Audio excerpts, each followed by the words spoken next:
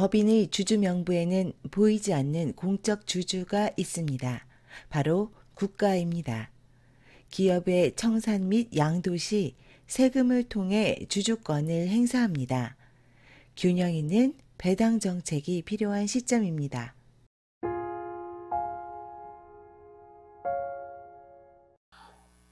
안녕하세요. 중소기업 CEO의 파트너, 한국중소기업경영연구소입니다. 오늘 방송은 배당 어떻게 할 것인가 입니다. 이 주제에 대해서 시리즈 강의를 지금 준비했고요. 오늘은 2부 배당 정책 왜 중요한가 입니다. 부장님, 오늘 방송을 간단하게 요약해 줄 수 있으실까요? 중소기업의 존재 이유는 주주가치 극대화입니다. 네. 주주가치를 극대화한다라는 거는 기업 가치가 상승한 거를 얼마나 주주에게 환원해 줄 수 있냐라는 걸로 결론을 내릴 수 있겠죠. 네. 주주에게 환원을 해줄 수 있는 대표적인 정책을 꼽으라면 이제 배당 정책이 있을 수 있습니다. 네. 이제 정책이라는 거는 예측 가능하고 일관성이 있어야 되는 거죠. 네. 중소기업에 맞는 배당 정책을 잘 실행하게 되면 그것이 중소기업에 어떤 도움이 되는지 이제 그런 측면을 다각도로 좀 검토해보고 논의해보는 그런 강의가 되겠습니다. 네. 그럼 오늘은 배당 어떻게 할 것인가 2부 배당 정책 왜 중요한가에 대한 방송을 진행하도록 하겠습니다.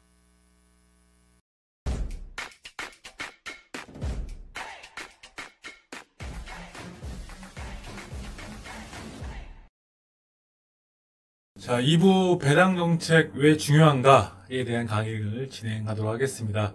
어김없이 오늘도 백문영 부소장이 모여서 강의 듣도록 하겠습니다. 안녕하세요. 예, 안녕하세요. 네. 1부에서는 배당의 가장 근본이 되는 사내유보금 또는 이제 미처분 잉여금에 대해서 한번 우리가 논의를 해봤고요.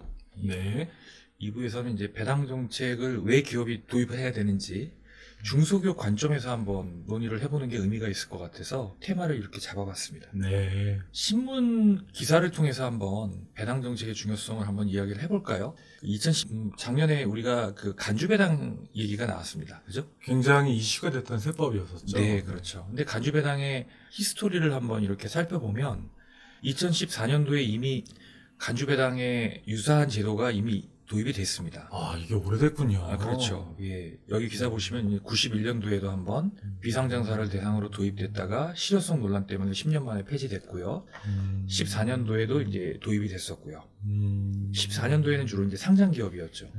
그럼 법인세를 깎아줬는데 깎아준 이유는 이제 기업이 좀 더 많은 투자를 하고 투자를 한다는 건 이제 기업의 돈이 기업 밖으로 나가는 거 아니겠어요? 네. 좀 더 많은 배당을 하고 그 기업의 성과를 좀 더 임금으로 분배하라는 철학이 있었는데 실제 기업들이 법인세 인하로 인해서 유보금은 늘어났지만 그 늘어난 유보금을 기업 밖으로 풀질 않았죠. 네.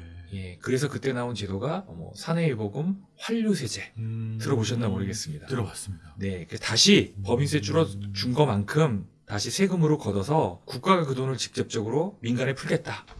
예, 이런 제도가 있었죠. 20년도에도 이제 비슷한 중소기업을 대상으로 현금을 많이 쌓아둔 기업에 과세를 하겠다. 이렇게 얘기가 됐다가 수면으로 가라앉았습니다.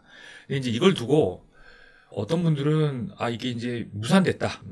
그리고 이 정부의 어떤 정책의 기조가 바뀌면 이거는 일시적으로 나왔다. 이제 안 될 거다. 각자의 입장에서 해석이 다른데요.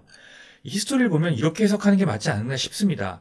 90년도에도 이야기가 있었고요. 14년도에도 있었고 민간의 돈이 돌지 않을 때 항상 이게 도마에 올랐던 소재니까 미리 기업이 부분에 대해서 준비를 해야 된다라는 메시지로 이해하는 게 맞지 상관없다. 이거는 좀 위험한 생각인 것 같아요. 배당을 하는 기업이 시장에 주는 메시지는 뭐냐. 회사의 이윤 창출에는 다양한 구성원들이 기여를 합니다. 네. 예, 그 기여라는 의미는 굳이 구분을 하자면 역할과 책임이에요. 그럼 그 역할과 책임에 맞게끔 보상을 해주는 시스템이 굉장히 중요하죠. 네. 이게 투명 경영의 첫걸음이라고 제가 여러 번 말씀드렸을 겁니다. 그래서 임원은 근로를 제공한 대가로 급여 상여 퇴직금을 받아가는 거고요. 네. 주주는 자본을 출자한 대가로 배당, 자본 거래를 통한 어떤 이익을 자본 차익을 얻어가는 거고요. 채권자는 자본을 대여한 거에 대한 뭔가 이자를 받아가는 거고, 또 대표이사가 본인이 개발자로서의 기여가 있다면 그거에 따른 이제 보상을 받아가는 이런 제도와 규정이 법인에 잘 정비돼 있을 때, 이 기업은 상당히 투명 경영이다라는 얘기를 제가 드렸을 겁니다. 그렇죠. 근데 대부분 중소법인들은 이 1인이 이 사역을 같이 하기 때문에 네. 본인에게 가장 유리한 소득 체계를 선호한다는 거죠. 네. 그 유리하다는 의미는 세금을 덜 내는 쪽을 채택한다는 거죠. 그러니까 결국은 그런 과정에서 국가기관하고의 문제가 생기는 거 아니겠습니까? 그죠? 성과와 이윤을 구성원이 각자의 기여도에 따라서 합리적으로 공유할 수 있도록 하는 것이 보상정책이고, 이번 강의에서는 이제 주주에게 하는 보상정책이, 그런 보상정책을 꾸준히 진행해온 기업은 시장에서 어떤 평가를 받느냐, 이 부분을 한번 좀 점검해 봤으면 한다는 의미에서 제가 이 강의를 마련했습니다. 네. 주주와 임원의 관계를 한번 보시자고요. 소유와 경영이 분리되어 있는 기업에서는 어떻습니까? 모든 이익을 임원에게만 급여로 지급하는 일이 일어나겠어요? 쉽지 않죠. 불가능하죠. 네. 그리고 법인의 존재 이유를 꼽으라고 하면 많은 사람들이 주주가치 극대화라고 꼽습니다. 네. 근데 모든 이익이 임원에게 귀속되는 시스템은 주주가치 극대화하고 거리가 멀죠. 오히려 이거는 주주가치에 반하는 거죠. 네, 맞습니다. 법인의 가장 중요한 존재 가치가 주주인데 이익은 임원이 다 가져간다? 있을 수 없는 일이라는 겁니다. 우리나라 중소기업은 이런 어떤 소유와 경영이 분리되어 있지 않은 경우가 많기 때문에 보상에 대한 부분들도 분리되어 있지 않다. 그렇죠. 기업 가치가 상승에 기여한 만큼 합당한 보상이 이루어져야 함에도 불구하고 특정인이 기업 가치 상승을 이걸 독식한다라고 본다는 거죠. 법의 시각에서는. 네. 그렇기 때문에 이게 세법에서 문제가 되는 거고 부당행위가 된다라는 거죠. 우리 부사장님의 투명 경영이라는 개념은 뭐 회계 처리를 깔끔하게 한다거나 그런 개념이라기보다는 각 역할에 대한 보상과 책임에 대한 것들이 시스템화되어야 된다. 그렇죠. 거기서 출발점을 찾아야 되는 거고, 그런 것들이 불투명한 기업에 어떤 투자자가 적지 않은 돈을 투자하며 보상이 불확실한 기업에는 투자하기가 쉽지 않습니다. 맞습니다. 그래서 배당 정책이 주는 효익을 8가지로 제가 좀 나눠봤습니다. 일단은 거래업체 대금을 못 주는 기업이 배당을 할 수 있겠습니까? 못하겠죠. 못하겠죠. 은행의 원리금 상환을 제때 못하고 있는 기업이 배당을 할 수 있을까요? 못하겠죠. 당연히 못하겠죠. 직원에게 급여를 체불하고 있는 기업이 배당을 할 수 있겠습니까? 당연히 못할 겁니다. 당연히 못하겠죠. 국가에 낼 세금을 체납하고 있는 기업이 배당을 할 수 있겠습니까? 못할 겁니다. 그럼 역으로 배당을 하고 있다는 기업은 그 4가지를 다 수행하고 있는. 그렇죠. 그럼 적어도 거래업체에 제때 결제해주고 급여 체불 없고요, 이자 연체 없고 세금 체납 없다면 사실 그 정도의 역할만 중소기업에 수행하더라도 이 기업은 충분한 사회적 책임을 하고 있다고 저는 봐요. 그럼 결론적으로 내가 배당 정책을 한다는 건 중소법인이지만 사회적 책임을 하고 있다는 부분으로까지도 저는 해석이 가능하다고 봅니다. 그렇게 볼 수 있겠군요. 그렇죠. 투명 경영을 하고 있다라는 시장의 강력한 메시지다. 저는 이렇게 전을 내리고 싶어요. 그런 배당이라는 건 결국 주주에게 보상이 간다는 거잖아요. 네. 뭐 이걸 좀 더 전문 용어로 말하면 주주 친화 경영이라고 해요. 예를 들어서 이번에 2020년도에 상장 기업들이 한 20조를 배당을 했다고 그래요. 네. 물론 그 중에 이제 13조는 삼성에서 배당을 한 거고, 그 배당금을 이제 민간인들이 받게 되잖아요. 네. 그럼 그동안에 내가 사고 싶었던 거 살까? 뭐 코로나 때문에 지금 제한적이지만 여행을 갈까? 아니면은 주식을 더 살까? 부동산을 살까? 그러니까 그 돈이 민간 쪽에서 많이 돌게 되는 거죠. 그러니까 배당 정책이라는 건 소비 진작을 시킬 수 있는 하나의 방법이죠. 어쨌든 정부 정책에 있어서도 배당 확대 정책은 정부 정책에 부합하는 거고, 이 법인의 정신에 맞는 거라는 거죠. 그렇군요. 네. 자금 출처. 아시겠지만 최근 자금 출처가 굉장히 핫한 이슈 아니겠습니까? 네, 국세청에서 발표하는 여러 가지 탈세나 조세 회피 사례를 보면 대부분 이게 자금 추초에서 시작이 됐다라는 걸 알 수 있어요. 특히 이제 미성년자들 같은 경우 자산을 취득하거나 자산을 처분하거나 하는 그런 행위들의 기저에 출처가 있냐 없냐라는 거죠. 네. 출처가 없을 때의 행한 자산 거래 같은 경우는 전부 다 문제가 되는 거죠. 그래서 배당을 통해서 자녀에게 작더라도 꾸준히 일정 소득을 합법적으로 만들어주게 되면 본인이 취득한 자금 출처로 자금 거래를 했기 때문에 법적으로 문제될 소지가 없겠죠. 네. 출처로 모든 게 또 귀결되는 것 같아요. 그래서 제가 정보와 자금과 자금 출처는 이제 곱셈의 법칙에 수렴한다고 말씀드린 게 그런 이유입니다. 기억납니다. 곱셈의 법칙. 출처가 0이 되면 모든 게 제로고 오히려 출처에 문제가 생겨버리면 그렇게 형성한 자산이 오히려 본인의 자산 증식에 걸림돌이 된다라는 거죠. 네. 자, 절세 경영은 간단합니다. 이게 대표이사 100% 지분 취지를 일부 지분을 분산하게 하면 소득은 나눌수록 세율이 떨어진다는 건 너무 자명해요. 네, 맞습니다. 그리고 배당 같은 경우는 이중과세 방지 목적으로 배당세액 공제라는 게 있고 또 2천만 원까지는 분리과세를 하기 때문에 뭐 소액 배당을 꾸준히 하는 그런 분들에게는 절세 경영도 상당히 의미가 있는 효익 중에 하나라고 볼 수 있습니다. 네. 배당을 하려면 주식을 갖고 있어야 되잖아요. 네네. 처음부터 자녀들에게 지분을 분산한 경우에는 지분 이동 필요 없이 배당을 바로 하면 되지만 지분 분산이 안 돼 있는 기업은 주식을 평가해 봐야 되고 어느 정도의 지분을 줘야 될지 그런 구도를 한번 짜보는 것 자체가 앞으로 5년, 10년 후에 내가 가압승계를 미리 예행 연습해보는 의미도 저는 있다고 봅니다. 배당은 또 중소기업의 가장 이상적인 구현 목표예요. 네. 예, 주주가치 극대화의 결과가 주주한테 가야죠. 맞습니다. 예, 주주 환원 정책을 잘 쓰고 있는 기업이 얻는 이런 편익들을 한번 염두에 두시고 배당 정책에 대한 근본적인 고민을 다시 한번 해보시기 바랍니다. 자, 이 배당 정책의 명과 암이라고 해서 배당 정책을 잘 써서 크게 기업 경영에 도움받은 케이스와 반대의 경우를 한번 제가 예를 들어보는 것도 의미가 있을 것 같아요. 치킨 회사네요. 예, 신문에 다 났던 기사라서 예, 가볍게 들으시면 될 거예요. 7년 전에 이 치킨 회사가 100억 배당을 했습니다. 아, 그래요? 예, 그리고 뜬금없이 또 20억 기부를 했대요. 아, 그래요? 예. 근데 이게 이제 자발적인 기부냐 아니면 이제 등 떠미는 기부냐 논란이 많습니다. 사실 이분은 되게 억울할 수도 있을 것 같아요. 그동안 회사를 키우냐고 배당을 안 받았다가 이제 어느 정도 배당을 받을 때 필요해서 배당을 받았겠죠. 네. 물론 배당 받으면서 그냥 받았겠습니까? 이렇게 세금 냈을 수도 있어요. 네. 예. 근데 여기에 또 20억을 기부를 했단 말이죠. 네. 칭찬받아야 될 뿐인데 기사에 난 거 보면 굉장히 안 좋게 났다는 거죠. 그러네요. 네. 그래서 왜 이럴까 이런 걸 보면은 이건 정책이 아니에요. 꾸준히 이 기업이 배당을 해왔더라면 하나의 이게 정책 기조가 됐을 텐데 갑자기 어느 특정 시점에 남들이 상상하기 어려운 100억이라는 배당을 받았으니까 이걸 노력의 대가로 보는 게 아니라 로또라고 보는 거죠.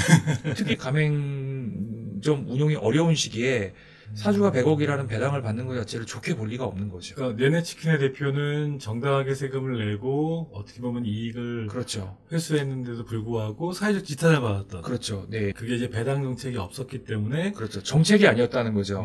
그냥 일시적으로 이렇게 받게 되면은 이런 문제가 생길 수도 있다는 거죠.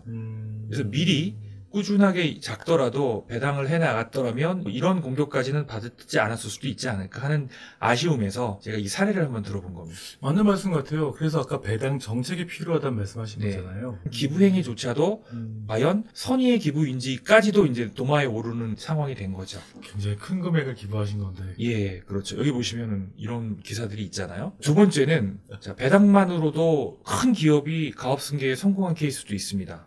이 기업 같은 경우는 동서그룹이네요. 네, 그렇죠. 95년 상장 이후에 매년 빠짐없이 배당을 해왔어요. 예, 우리가 전문가만이 알 수 있는 아주 고도화된 그런 승계 작업 없이도 단순히 그냥 기본 지키기만 통해서도 충분히 승계가 가능하다라는 사례를 보여준 케이스라서 우수한 사례로 한번 제가 가져왔습니다. 제가 한번 읽어보겠습니다. 네. 동서의 배당은 여러 면에서 화제를 모은다. 이 회사는 1995년 상장 이후 매년 빠짐없이 배당을 실시하고 있고 2010년 이후로는 배당 성향을 40%대로 끌어올려 한 해 평균 400억 원을 배당금으로 풀고 있다. 일반 코스닥 기업보다 4배 높은 배당 성향을 갖고 있는 거고요. 물론 이제 여기에 투자한 분들은 이제 시세 차익뿐만 아니라 안정적인 배당금을 받은 거고 이 기업의 주주들, 네. 실제 지배주주들도 똑같이 시장에서 배당을 받아서 그 배당받은 돈으로 승계자, 주식을 장외에서 매입해서 아주 합법적으로 승계를 이룬 거죠. 김종희 전 동서 상무는 동서그룹의 유력한 후계자다. 그리고 이 배당금을 통해서 승계 작업을 미리미리 준비했던 거군요. 중소기업은 승계 문제가 결국 세금 문제예요. 맞습니다. 세금을 좀 줄이려면 1차적으로 과표를 줄이려는 노력이 있고요. 두 번째는 이제 주식을 승계하는 방식이에요. 양도냐 증여냐. 어느 구간까지는 증여가 유리하고 어느 구간부터는 양도가 유리합니다. 네. 근데 문제는 양도가 유리한 구간에서는 실제 돈이 오가야 돼요. 그러면 자녀 돈을 어떻게 마련해야 되겠어요? 배당을 통해. 그렇죠. 증여보다는 배당을 통해서 마련하는 게 가장 좋은 방법이라는 거죠. 동서는 굉장히 오랜 기간 승계 작업을 준비했기도 하나요? 그렇죠. 만약에 동서가 이렇게 꾸준히 하지 않고 앞의 사례처럼 특정 시기에 갑자기 이런 고액 배당을 했다면 역시 또 언론에 타깃이 됐을 거예요. 아까 네네치킨처럼. 그렇죠. 뭔가 투명하지 않은 배당을 했음에도 불구하고 예, 근데 여기는 일관되게 예측 가능하게 했기 때문에 이건 정책이고, 앞에 기업 케이스는 뭐 나름대로는 여러 가지 사유가 있겠습니다만 어쨌든 시장에서 받아들이는 인식은 사주 일가의 사유화를 위한 도관으로 활용된 게 아닌가 하는 시장의 오해를 증식시킨 케이스가 된 거죠. 배당 정책이 반드시 필요하네요. 그렇게 저는 말씀드릴 수 있습니다. 자, 최근의 사례도 한번 제가 기사를 갖고 와봤습니다. 한진은행의 조양호 같은 경우도 그 돌아가시고 나서 상속세가 한 2천억 정도 나온다고 얘기를 들었어요. 상속세 납부를 위해서 주식 매각, 주식 담보대출, 배당 등 여기서도 배당이 나오죠. 근데 의아하실 겁니다. 아니 상장기업은 그냥 주식을 다 팔면 되지 왜 담보대출을 받고 배당을 하지? 네, 그렇죠. 왜 그럴까요? 이런 기업들은 이제 큰 기업들이잖아요. 네. 주식을 내다 팔게 되면 그 주식을 또 산 사람이 경영권을 행사할 수가 있는 거예요. 그러니까 경영권이 굉장히 중요한 이슈가 되는 거죠. 경영권이 어떤 의미일까요? 그 두 가지인 것 같아요. 하나는 인사권을 행사할 수 있고 두 번째는 자금권을 행사할 수 있죠. 예, 예산과 인사를 주고 있다는 거예요. 그게 권력 아니겠습니까? 그렇죠. 예, 이 권리를 행사할 수 있냐 없냐에 따라서 이걸 지배구조라고 하죠. 이 지배구조가 민감한 이슈가 중요한 회사들은 매각을 하고 싶어도 충분한 매각을 못 하는 거예요. 그러니까 비싼 이자를 주고 담보대출을 받아야 되는 거고요. 기업 재무구조가 악화될 수밖에 없겠죠. 동서그룹 같이 장기간 동안의 배당 정책을 통해서 준비할 필요가 있네요. 네, 그렇죠. 그래서 주식 매각은 이러한 경영권 방어의 어려움, 주식담보대출은 원금 상환 부담이 상존한다. 일시 고액 배당 같은 경우는 40% 가까이 나올 수 있다. 한진은 이 세 가지 어려움을 다 가지고 있었죠. 아쉬운 건 뭐냐면 한진의 계열사에 금융회사가 있었던가요? 없었던 걸로 알고 있는데 만약에 한진 계열사에 보험회사가 하나 있었다면 진작 회장님의 한 200억 정도 상속보험으로 이걸 해결할 수 있는 뭔가 재무적인 대책을 했더라면 이 주식 매각이나 주식담보대출에 대한 부담을 좀 덜지 않았을까 하는 개인적인 아쉬움이 좀 있어요. 전체 내용을 좀 리마인드 해보게 되면 간주배당에 대한 걸 언급해 주셨어요. 간주배당은 굉장히 오래된 역사를 가지고 있었다는 걸 저는 처음 알게 됐고요. 투명 경영이라는 것들은 각 역할에 맞는 보상과 책임을 받는 것들이 중요하다는 말씀해 주셨고, 배당 정책이라는 게 하나의 사회적 책임을 한 기업으로서 8가지 효익을 말씀해 주셨어요. 그리고 현재 동서그룹 같이 장기간 동안의 배당 정책을 통해서 굉장히 성공적으로 승계 작업까지 마무리한 기업도 있었고, 네네치킨이나 한진과 같이 어려움을 겪는 케이스도 말씀해 주셨습니다. 오늘 한마디로 좀 요약해 주신다고 한다면, 배당은 법인의 가장 중요한 철학, 네, 기업가치 극대화, 주주가치 극대화를 구현하는 가장 이상적이고 첫 출발이다. 이렇게 정의를 내릴 수 있을 것 같아요. 멋진 표현이신 것 같습니다. 자, 오늘 2부 배당에 대한 부분 말씀해 주셨고요. 배당 정책에 대한 중요성을 말씀해 주셨습니다. 감사드립니다. 고맙습니다.